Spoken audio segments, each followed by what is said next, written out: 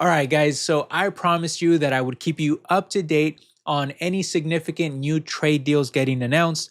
Well, just back on Sunday, after months of tense negotiations, the United States and the European Union, two of the biggest economies in the entire world, finally agreed on a new landmark trade deal, which President Trump is touting as a tremendous victory, calling it the biggest deal ever made for America. However, across the Atlantic, but even back here at home too, many are actually calling it a disaster, especially for Europe, but even for American businesses and consumers too. So, what's the real story here? Is this a brilliant move that will boost our economy and in turn help the stock market climb even higher?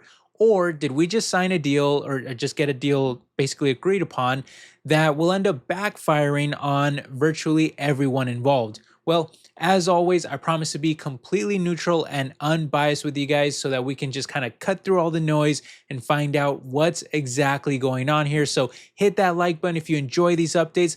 And let's go ahead and jump into it, guys. I'll share my opinion on everything. But before I do give you my overall opinion on all of this and who I think are the biggest winners and losers and all that kind of stuff, let's just start by getting some of the facts out of the way. And let's break down this deal and see what it even does in the first place. Well, the headline number to be aware of is, of course, that new 15% baseline tariff that will be imposed now on most European goods coming into the United States. And while it is much lower than the 30% that Trump had threatened them, it's still a little higher than the 10% baseline that the EU was hoping for, and quite a bit higher than the virtually 0% from before Trump's presidency. So basically back then, we had like no tariffs basically on Europe. Then Trump started threatening as much as like 30% tariffs if a deal didn't get done by August 1st. And now the new agreed upon tariff is going to be half of that, what that threat was. It's going to be down to 15% now on European goods. However, it should be noted that also certain categories will still be exempt from these tariffs, like aircrafts and their components, as well as certain chemicals and pharmaceuticals, things that are in high necessity that you really don't want to risk having higher prices on them from tariffs. So some of those categories will actually be exempt. The deal does go much further beyond just tariffs, though, as the 27-member EU bloc has also agreed to purchase a staggering $750 billion worth of U.S. energy. I believe that's up from like $80 billion that they were spending a year. Now they're agreeing to like $750 billion. I mean, it just seems like a giant amount. But they're also agreeing to big purchases for defense and military equipment, while also lowering trade barriers for U.S. agriculture, and even including an additional $600 billion of new investments that basically Europe will be making into the United States as well. And so in all, just kind of outline it for you. You have new tariffs. You have specific exemptions on some categories, but you have more access to European markets. You basically have no tariffs on American exports going into Europe. And you're going to have that baseline tariff on Europe. And you're also going to have a huge commitment on energy. You have big commitments on military, defense, agriculture, other categories. And you have some further investment too. So overall, a lot there.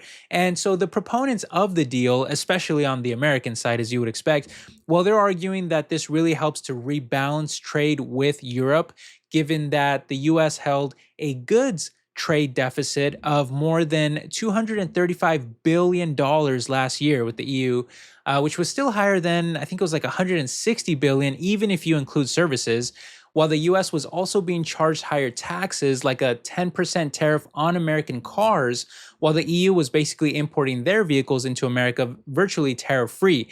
But now you have this new agreement. You're basically like flipping the tariffs the other way around. Now you're slapping them on Europe, and Europe is just kind of, for lack of a better term here, they're just kind of taking it. They're basically just agreeing to it.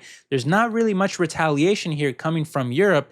They just basically agreed to what I think America really demanded here. And in return, there's virtually no tariffs being slapped on America. They've virtually now been dropped altogether.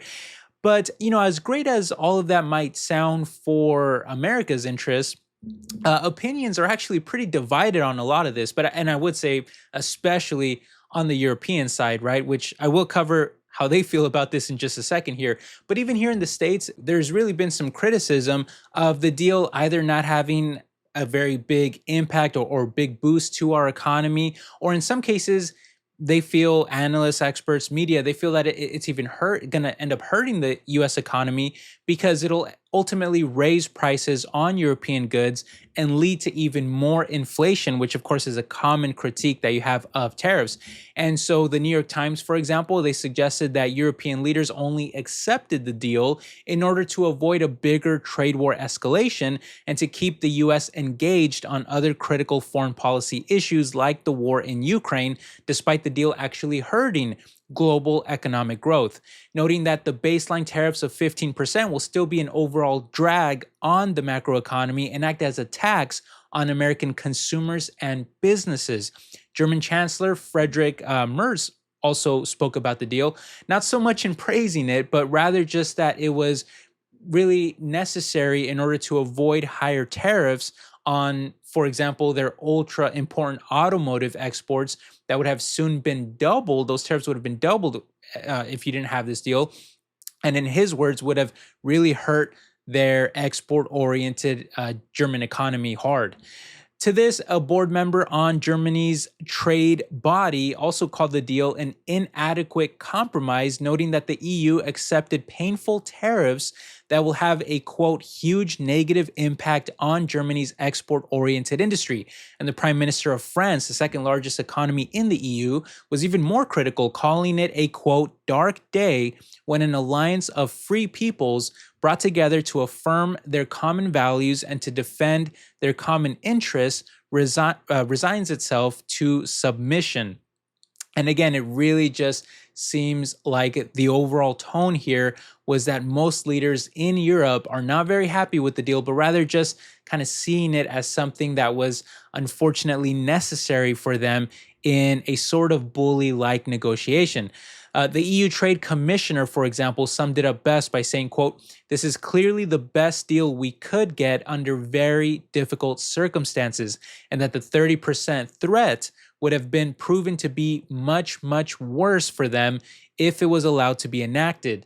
A sentiment that was also shared by the Irish Prime Minister saying, quote, "We're not exactly celebrating this. It's not a case that this is a good thing, but it's probably the least bad option based on what we were facing a couple days ago." Adding, quote, "We don't want a tariff war. Tariffs are a bad thing. We want stability for businesses, and we have that today." While Swedish Trade Minister Dausa called it the, quote, least bad alternative, and Spain's prime minister said that he backed the deal, but without any enthusiasm. So basically just kind of going along with it, even though they weren't, again, not very happy with the deal, but it was something that just kind of had to be done for them, for the European side. Now, on the American side, you do have stronger supporters maintaining that the agreement is a big win for the United States especially, and for some key industries like American energy and defense.